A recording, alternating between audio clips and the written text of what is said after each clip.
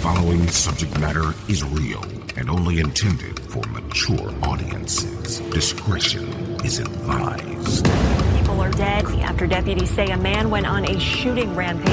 I knew a week before she died I was going to kill her. I can tell you the scene out there is absolutely horrific. Nobody knows where this individual may strike next. This is 10-Minute Murder. Welcome to 10-Minute Murder, a brief and bingeable true crime podcast. I'm Joe, the host, and thank you for being here. Quick reminder that if you are listening right now for the first time and you are not subscribed to 10-Minute Murder, take a listen to this episode, and if it's something that you think that you'd like to hear more of in the future, you can always subscribe to this podcast and never miss an episode in the future.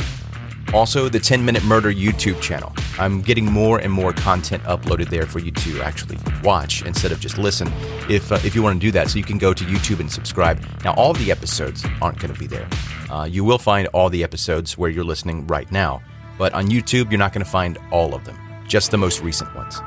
And if you want to know exactly when new episodes are released and what they're about, you can follow 10-Minute Murder on social media, Facebook and Instagram. I'll leave the links in the show notes of this episode.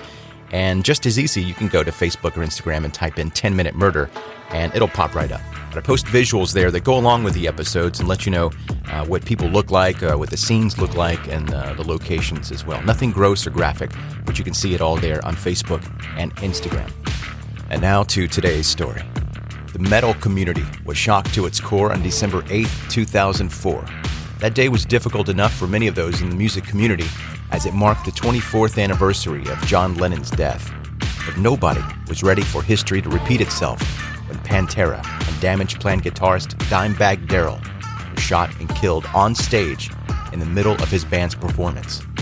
How was one of the most beloved and respected musicians in heavy metal suddenly gunned down in cold blood? Like in John Lennon's case, the person behind the attack was someone who you would never have thought would kill a member of the band, a hardcore fan.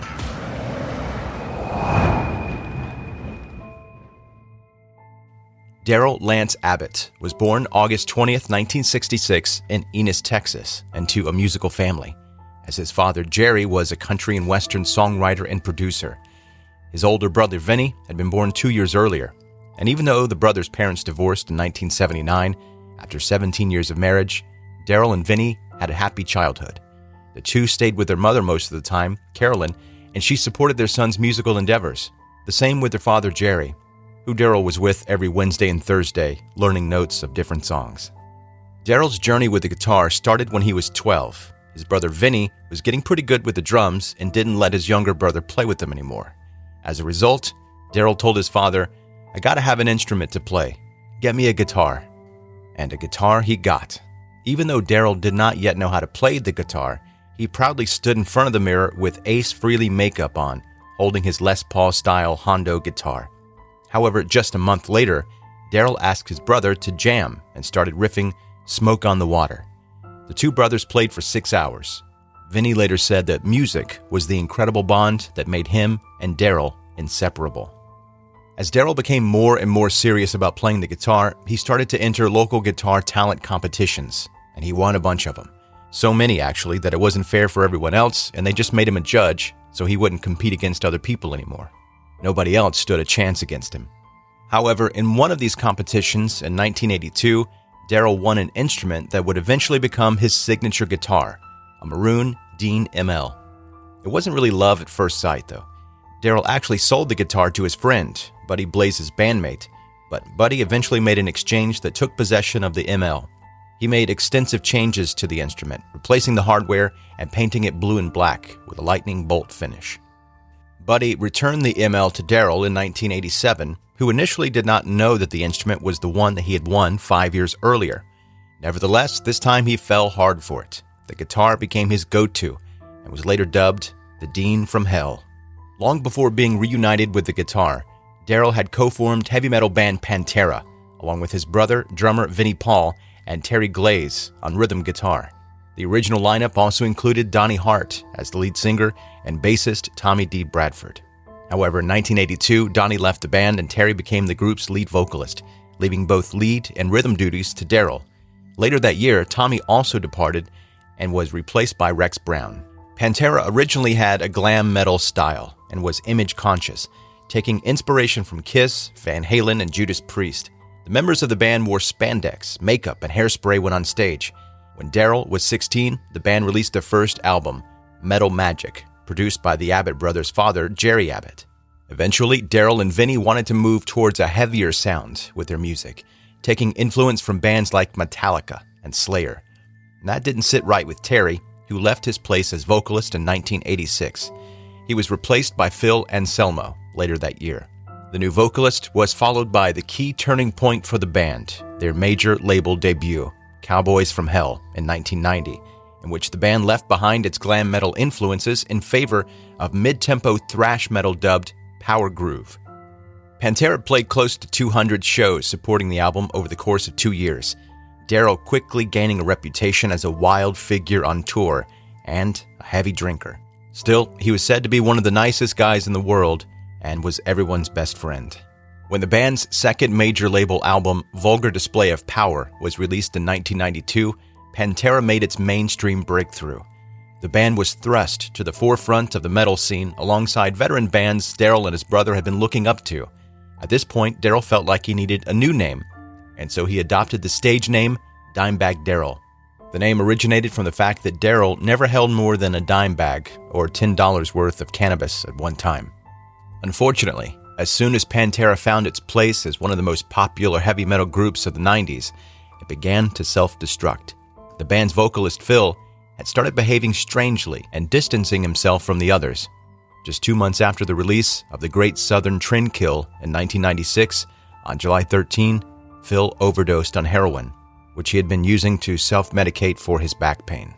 Phil did survive, but tension rose between him and the fellow band members, and Phil began engaging in numerous side projects that kept him away from Pantera, resulting in Darrell and Vinnie officially disbanding the group in November 2003. In a 2004 issue of Metal Hammer magazine, Phil commented that Darrell had been attacking him verbally and, quote, deserves to be beaten severely. Even though Phil later tried to brush off his comments, saying that they were made tongue-in-cheek, they may have played a role in the gruesome events that took place later that same year. After Pantera disbanded, Darrell and Vinnie formed a new band called Damageplan, whose first and only studio album, Newfound Power, was an immediate success.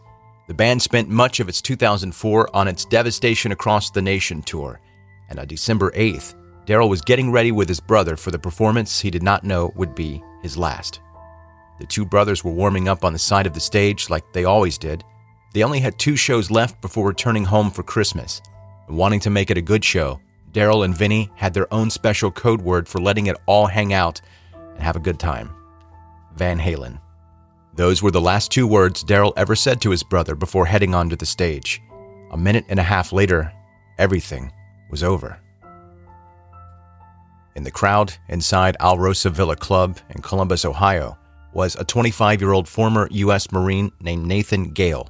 As Damageplan played their first song from its set list, Nathan rushed onto the stage and shot Darrell multiple times with a Beretta 92 FS, a 9mm semi-automatic pistol, at point-blank range. In the confusion that followed, Nathan also shot and killed Damageplan security head Jeffrey Thompson, who had tried to tackle the shooter, and venue staff member Eric Hawk as he tried to disarm him. Unfortunately, one of Damageplan's fans, Nathan Bray, became the 4th and final victim as he attempted to perform CPR on Darrell, paying the ultimate price for his heroic act. Nathan had time to wound 3 others before a Columbus police officer entered the club just minutes after the rampage started and shot him once in the head, killing him instantly. Darrell was pronounced dead at the scene at the age of 38. Thousands of mourning fans attended his public memorial. Everybody wanted to know why one of the all-time greatest metal guitarists had been taken away.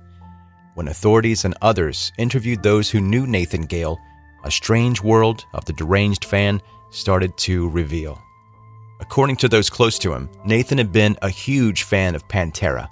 Former friend Mark Brake said that Nathan had been obsessed with the band, even trying to present Pantera's songs as his own to be played by his friend's band. Obviously, lyrics were recognized by the band members, resulting in Nathan stating Pantera actually stole the songs from him and he planned to sue the group. Nathan's bizarre behavior, which included talking to himself and interacting with an imaginary dog, continued causing people to distance themselves from him. Still, there were no warning signs that Nathan's behavior would turn violent. Initial reports after the shooting claimed that Nathan had shouted, "You broke up Pantera," or "This is for breaking up Pantera," before killing Darrell. However, the investigation found no evidence to support this statement, nor any evidence whatsoever to confirm the whole idea of Pantera Split being behind the attack. Whatever Nathan's actual motive was, many believe that Phil's interview with Metal Hammer magazine had something to do with it. Darrell's girlfriend, Rita Haney, even said she would, quote, blow Anselmo's head off if he attended Darrell's funeral. He didn't. Dimebag Darrell's death sent shockwaves throughout the music community, but so did his work as a musician. Even though December 8, 2004 is remembered as the worst day in metal history, it was Darrell's life that changed the direction of metal music completely.